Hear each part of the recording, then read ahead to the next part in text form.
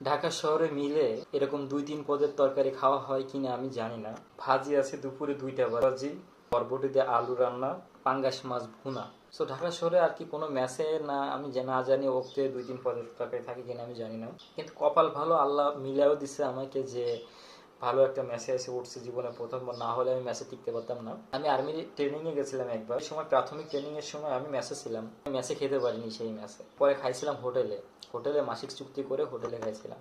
তো যাই হোক, তা দুপুরে আছে পেঁপে ভাজি। পেঁপে ভাজি দিয়ে শুরু করি।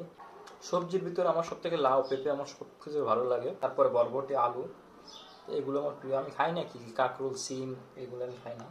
কিন্তু আমাদের মেসে খালার একটা সমস্যা কি জানেন, উনি বেশি তাড়াহুড়া করে, মানে উনি আরো 3-4 জায়গায় রান্না করে, তো উনি দৌড়ের পরে থাকে। মাঝে মাঝে এত সুন্দর রান্না করে, আর মাঝে মাঝে লবণে ভরপুর দিয়ে দিচ্ছে, প্রচুর লবণ হয়েছে প্রচুর। সব মিলে আলহামদুলিল্লাহ, আল্লাহর অশেষ নিয়ামতে যে জায়গায় আমি ম্যাচ পাইছি সেই জায়গায় আমি একটা আমার কোচিং সেন্টার, আবার সেই জায়গায় আমার ডিউটি শোরুম। তো আল্লাহ এইভাবে মিলাই দেয় আসলে।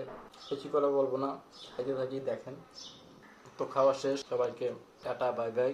রাতে মিল নিয়ে আসবো, আজকে বাজার আরেকজনের, রাতে কি হয় তার তার মিল নিয়ে আসবো।